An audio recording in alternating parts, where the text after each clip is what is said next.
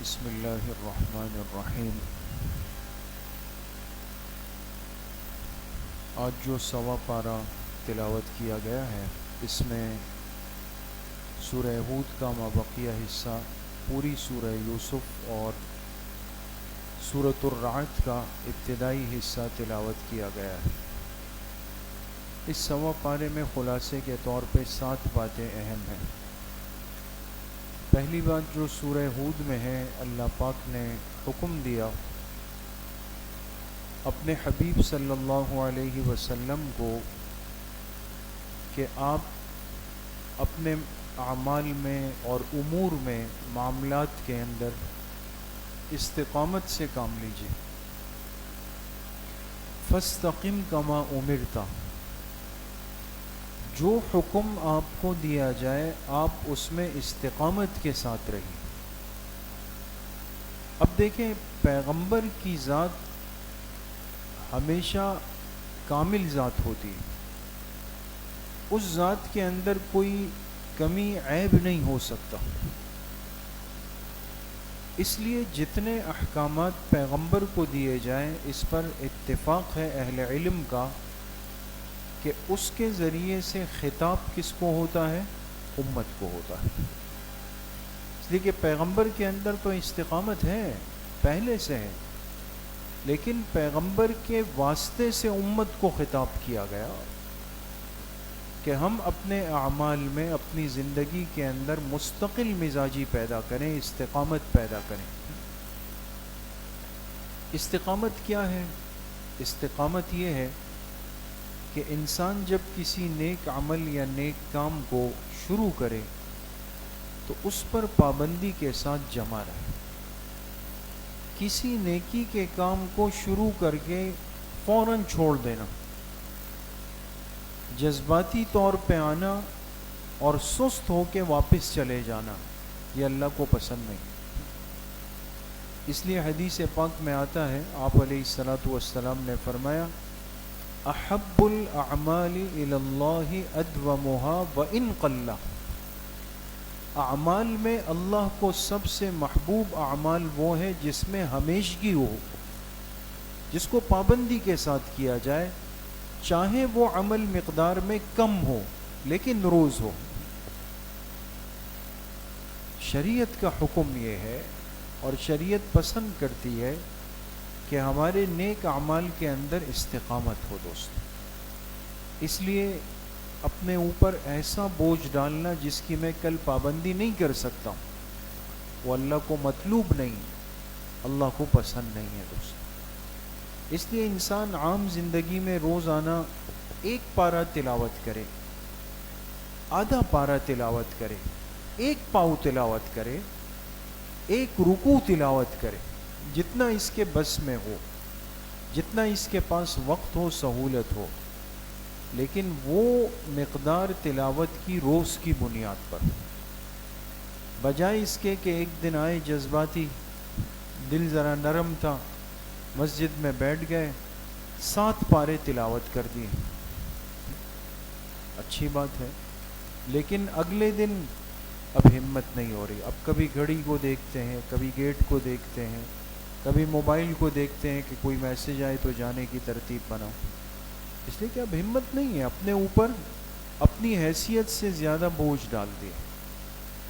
اس لیے ہمارے بزرگوں نے ایک ترتیب بتائی کہ انسان کوشش کرے روزانہ 1 پارہ تلاوت کرے تو مہینے میں 1 قرآن ختم ہو جائے، اور رمضان جب شروع ہو جائے تو روزانہ 3 پارے تلاوت کرے تو ہر عشرے میں 1 قرآن ختم ہوگا، تو ایک مہینے میں کتنے قرآن ہو گئے؟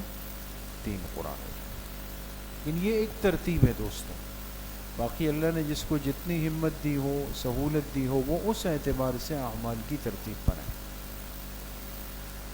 دوسری بات، سورہ یوسف پڑھی گئی، قرآن پاک کی بڑی جامع اور بڑی خوبصورت سورت ہے، اور پوری سورت ہی حقیقت میں واقعہ ہے، قصہ ہے اللہ کے جلیل القدر پیغمبر حضرت یوسف علیہ السلام، اور جن کی ایک خصوصیت یہ ہے کہ اللہ نے ان کو خوبصورتی میں بے مثل بنایا۔ آپ کے حسن کو ایک مثال کے طور پہ رہتی دنیا تک بیان کیا جاتا ہے۔ ان کا قصہ بڑی تفصیل کے ساتھ ہے، اور اللہ پاک نے فرمایا اپنے پیغمبر علیہ السلام کو کہ ہم آپ کو ایک ایسا قصہ سنانے لگے ہیں کہ احسن القصص، جو قصوں میں سے ایک بڑا بہترین قصہ ہے وہ آپ کو سنا رہے ہیں۔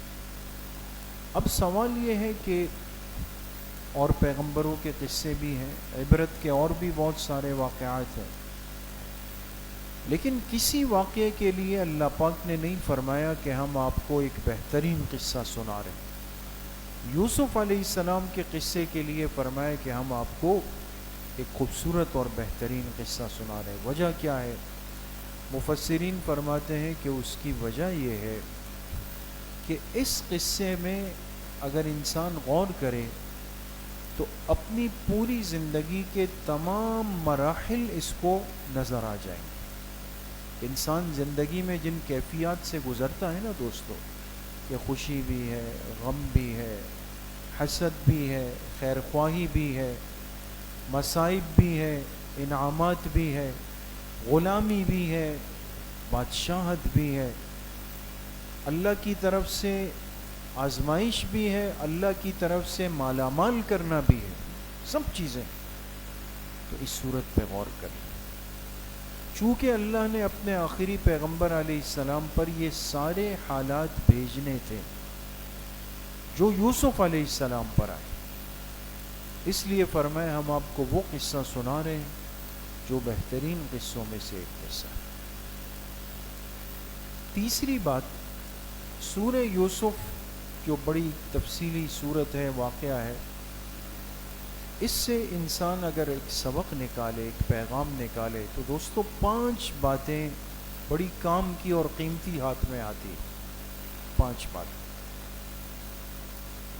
ایک بات اس سے یہ ثابت ہوتی ہے اس واقعے سے کہ بہت دفعہ ایسا ہوتا ہے کہ انسان کسی چیز کو اپنے حق میں مصیبت سمجھتا ہے، تکلیف سمجھتا ہے، پریشانی سمجھتا ہے، لیکن حقیقت میں اللہ نے اس کے انجام میں بڑی خیر رکھی ہوتی ہے۔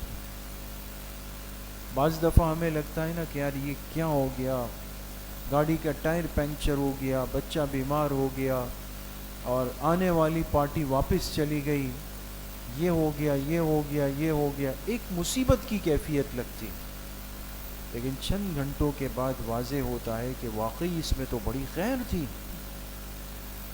اگر ایسا نہ ہوتا تو پتہ نہیں میں کتنی بڑی مصیبت کے اندر پھنس جاتا۔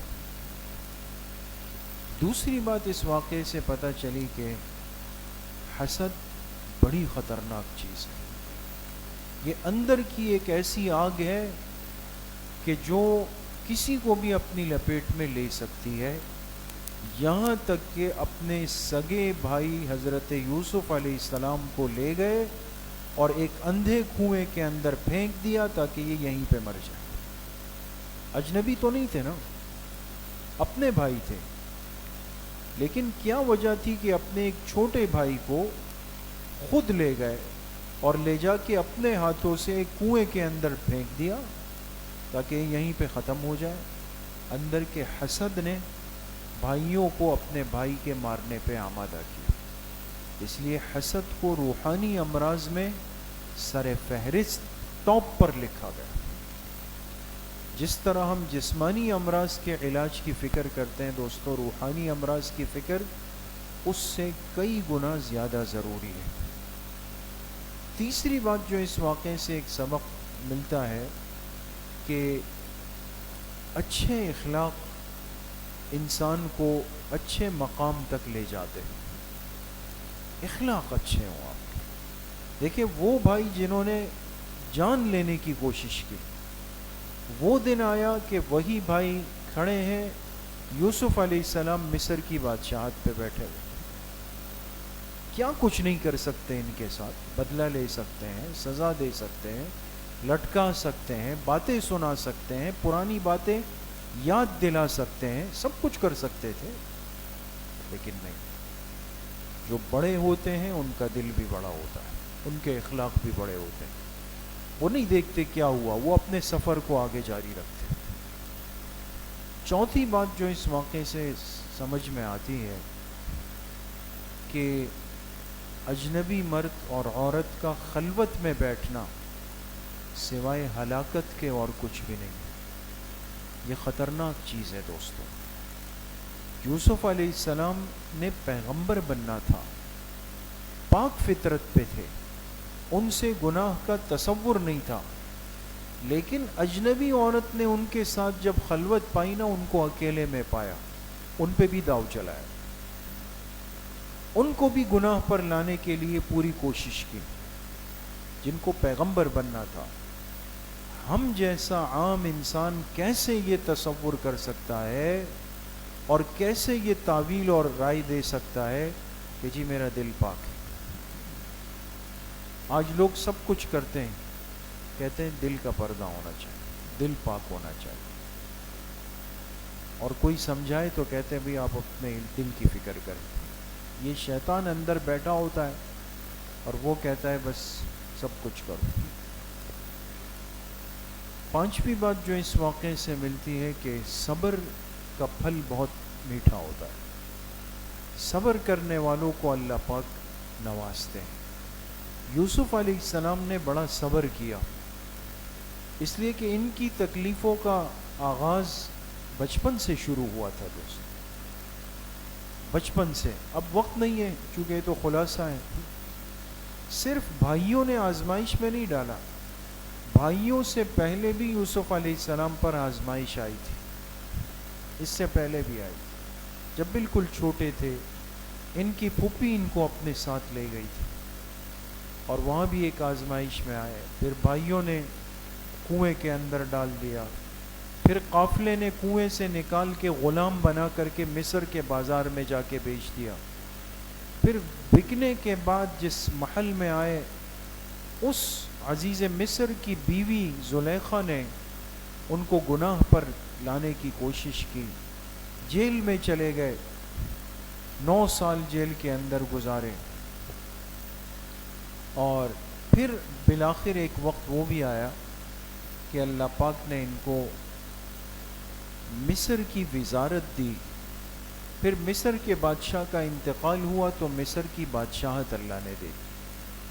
ایسے ایک دم پیدا ہوتے ہی بادشاہ نہیں بنے دوستو، صبر کا ایک طویل سفر گزرا ہے، اللہ پاک کی طرف سے حالات آتے ہیں دوستو۔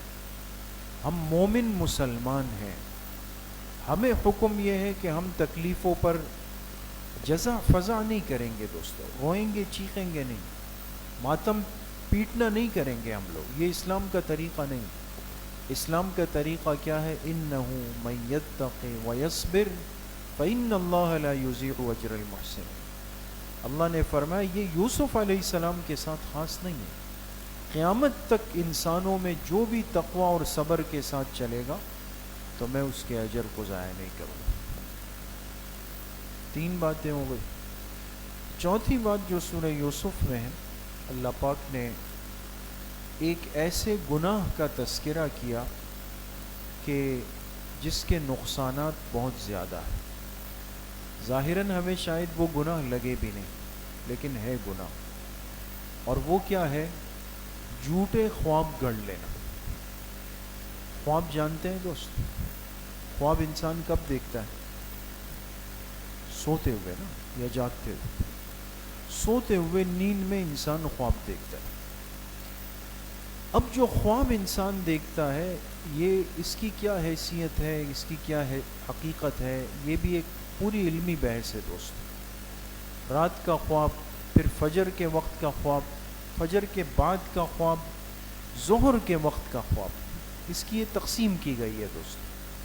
سب سے سچا خواب کون سا ہے؟ فرمایا جو سحر یعنی فجر کے قریب کا وقت ہو، یہ سچا ترین خواب ہوتا ہے۔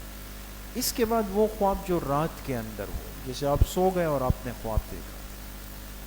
پھر اس کے بعد تیسرے درجے میں بڑا کمزور درجے کا خواب ہوتا ہے جو فجر کے بعد انسان دیکھے، اور سب سے زیادہ بے معنی خواب وہ ہوتا ہے جو بالکل انسان دن میں دیکھ لے، وہ زیادہ تر خیالات ہوتے ہیں دماغ کے، اس کی کوئی تعبیر نہیں۔ سچا خواب وہ ہے جو فجر کے وقت یا رات میں دیکھا جائے. اس کی کوئی نہ کوئی تعبیر ہوتی ہے, کوئی پس منظر ہوتا ہے, لیکن آپ علیہ الصلاۃ والسلام نے فرمایا کہ مت بیان کرو اپنا خواب مگر کسی مخلص کو یا اپنے محبوب کو جنہیں تم سے واقعی سچا تعلق ہوگا. ہر ایرے غیرے کو خواب بیان کرنا بہت زیادہ نقصان دہ ہوتا ہے. یہ تو ایک بات ہے. دوسری بات یہ کہ ایک آدمی نے کچھ دیکھا ہی نہیں ہے, لیکن صبح اٹھا تو گھر والوں سے کہہ رہا ہے کہ دیکھو میں کتنا خوش لگ رہا ہوں نا. ہاں بھائی خوش, کیا ہوا؟ اس لیے کہ میں تو مدینہ ہو کے آیا ہوں خواب میں. یا یہ کہ میں کتنا فریش لگ رہا ہوں. جی کیوں؟ اس لیے کہ جنت کے پھل کھا رہا تھا, آپ لوگوں نے جگا دی. یا تو واقعی خوش نصیب ہے کہ دیکھ کے آیا, اور اب یا نعوذ باللہ اپنی طرف سے بنا رہا ہے. جھوٹے خواب گڑھ لینا, بنا لینا بہت بڑا گناہ ہے دوست. اور حدیث میں فرمائے جو بندہ خواب بیان کر دے اور بعد میں پھر کہے کہ جی میں تو اپنی طرف سے بنا رہا تھا, یہ اس کا نقصان ضرور اٹھائے گا. دیکھا نہیں دیکھا, اب نقصان کو بھگتے گا. یوسف علیہ الصلوۃ والسلام کو جیل میں 2 آدمی ملے جیل میں, اور انہوں نے کہا کہ ہم نے خواب دیکھا ہے. ایک نے کہا کہ میں نے خواب دیکھا کہ میں انگور نچوڑ رہا ہوں, انگور, اور اس سے شراب بنا کے بادشاہ کو پلا رہا ہوں. دوسرے نے کہا کہ میں نے خواب دیکھا کہ روٹیوں کا بہت بڑا تھال ہے, خوان ہے, میں نے اپنے سر پہ رکھا ہے اور جا رہا ہوں, اور پرندے آ کے اس روٹی میں سے نوچ نوچ کے جا رہے ہیں. تعبیر بتا دیں. یوسف علیہ السلام نے پہلے سے کہا جس نے شراب نچوڑی تھی اور بادشاہ کو پلائی تھی, کہا بڑا اچھا خواب ہے, آپ عن قریب رہا ہو جائیں گے, اور صرف رہا نہیں ہوں گے, آپ کو بادشاہ کے محل میں خاص منصب ملے گا. دوسرے کو کہا کہ تمہارا خواب بہت خطرناک ہے, عن قریب تم سولی پر, پھانسی پر لٹکا دیے جاؤ گے, تمہاری لاش لٹکی رہے گی اور پرندے آ کے تمہارا جسم نوچ نوچ کے کھائے. اب جب اس نے تعبیر سنی نا, دوسرے والے نے کہا میں تو مذاق کر رہا تھا, میں نے تو خواب دیکھا ہی نہیں. یوسف علیہ السلام نے فرمایا دیکھا ہے یا نہیں دیکھا, ہوگا تو ضرور, اب تعبیر تو اب ضرور پوری ہوگی. اور وہی ہوا.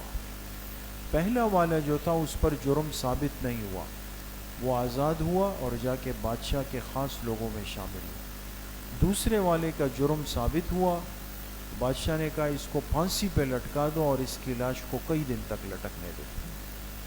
تو یہ گناہ. 5ویں بات سورۃ الرعد میں اللہ پاک نے فرمایا کہ ایک طبقہ ایسا ہے جو مرنے کے بعد کی زندگی پر تعجب کرتا ہے. بعث بعد الموت, بعث کے معنی آتے ہیں اٹھنے کے. مرنے کے بعد انسان نے دوبارہ اٹھنا ہے, یہ ہمارا ایمان ہے نا دوستو. آخرت کی زندگی برحق ہے. کفار منکرین قیامت کہتے تھے یہ تو کیسی بھونڈی سی بات ہے. کیوں؟ بھئی انسان ہے, قبر میں گیا, قبر میں مٹی ہو گیا, جسم ختم ہو گیا, نظر ہی نہیں آ رہا, تم کہتے ہو پھر ایک دن آئے گا کہ جسم بنے گا پھر جائیں. کسی کو جلا دیا گیا, جسم ختم ہو گیا, کسی کو پانی میں بہا دیا گیا, جسم ختم ہو گیا, پھر کیسے بنیں گے ہم؟ تعجب ہوا. اللہ پاک نے فرمایا مرنے کے بعد دوبارہ زندہ ہونا یہ تعجب کی بات نہیں, اس کا انکار کرنا یہ تعجب کی بات ہے. بات سمجھ میں؟ کیوں؟ اس لیے کہ یہ انسان ایک وقت ایسا تھا کہ اس کا وجود تھا ہی نہیں. بھئی ہم جتنے حضرات بیٹھے ہیں, کسی کی عمر 30 سال, کسی کی 40 سال, کسی کی 16 سال, 20 سال. 20 سال والے سے پوچھیں کہ جی 20 سال پہلے آپ کہاں تھے؟ میں نے تو نہیں تھا, نام و نشان بھی نہیں تھا, وجود ہی نہیں تھا. 20 سال پہلے پیدا ہوا تو میرا برتھ سرٹیفکیٹ بنا، میرا نام رکھا گیا، وجود ملا. تو 20 سال پہلے تو انسان کا نام و نشان بھی نہیں تھا، لیکن اس بے نشان ہونے سے یہ وجود میں آیا. سب مانتے ہیں نا اس چیز کو کہ ہم آج وجود میں ہیں، ایک وقت تھا کہ ہمارا وجود تھا ہی نہیں. لیکن ایک بندہ دنیا میں آنے کے بعد مر جائے، قبر میں چلا جائے، اور پھر اللہ پاک اس کے وجود کو بنائے، بنا ہوا وجود ختم کر کے اس ختم کو وجود دیا جائے. بات سمجھ گئے؟ ایک ہوتا ہے عدم کو وجود دینا، ایک ہوتا ہے ختم کو وجود دینا.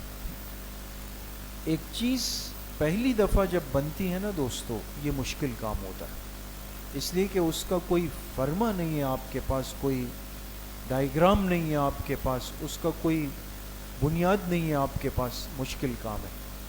ایک یہ ہے کہ آپ نے اس کرسی کو توڑ دیا، ٹکڑے ٹکڑے کر دیے، اور پھر آپ ایلفی منگا کے اس کو جوڑ دیں. یہ آسان ہے، یہ کر سکتے ہیں آپ. لیکن ایک چیز یہ کہ ابھی کرسی ہے ہی نہیں، اور کسی کو کہا جائے کہ جی آپ ذرا کرسی بنا کے دے دو، اس کی ایک ٹانگ ایسی ہو، ایک ٹانگ ایسی ہو، وہ مشکل کام. مشکل کو مان رہا ہے کہ میں دنیا میں عدم سے وجود میں آیا، اور جو عقل میں آنے والی چیز ہے اس پہ تعجب کر رہا ہے. کچھ بات سمجھ میں آئی دوستو؟ چھٹی بات سورۃ الرعد میں اللہ پاک نے فرمایا کہ ہم نے ہر انسان کے ساتھ کچھ فرشتے رکھے ہیں جو اس کی حفاظت کرتے ہیں ہر وقت. ہم جس دنیا میں رہتے ہیں دوستو، کتنے فرشتے ایسے ہوتے ہیں جو ہمارے ماحول میں موجود ہوتے ہیں، لیکن ایک جماعت فرشتوں کی ایسی ہے کہ جن کی ڈیوٹی اللہ نے یہ رکھی ہے کہ وہ انسان کی حفاظت کرتے ہیں جب تک اللہ کا حکم ہے. اس لیے زندگی میں کتنے موقع ایسے آتے ہیں کہ پتہ نہیں ہم موت کے منہ میں جا چکے ہوتے ہیں.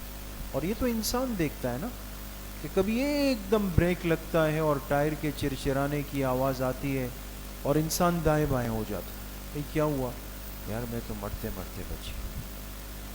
اب یہ بالکل انسان اچانک جو بچ جاتا ہے، یہ کون حفاظت کر رہا ہے؟ یہ کون انسان کی جان بچا رہا ہوتا ہے؟ یہ اللہ کی طرف سے ایک نورانی فرشتوں کا نظام ہوتا ہے دوستو. اور بہت ساری دفعہ تو ہمیں پتہ بھی نہیں کہ کیا ہوتے ہوتے ہمارے ساتھ ہو چکا، بچ گئے. 7ویں آخری بات سورۃ الرعد میں اللہ نے مثال دی حق اور باطل کی. حق کیا ہے؟ فرمایا حق وہ ہوتا ہے جس کی بنیاد ہوتی ہے، جو مضبوط ہوتا ہے. باطل وہ ہے جس کی مثال ہے جھاگ کی. جھاگ جانتے ہیں نا دوستو، عربی میں جھاگ کو زبد کہتے ہیں. اما الزبد فیذهب جفاء. جو جھاگ ہوتا ہے نا یہ ہوا میں اڑ جاتا ہے. آپ نے دیکھا ہوگا بچے ایک وہ ہوتا ہے، ان کے پاس ایک پانی ہوتا ہے، اس پہ ایسے پھونک مارتے ہیں بلبلے بن جاتے ہیں، ہے نا. اور کبھی وہ ایک اچھا خاصا وہ بن جاتا ہے، بچے اس کو دیکھ کے خوش ہوتے ہیں.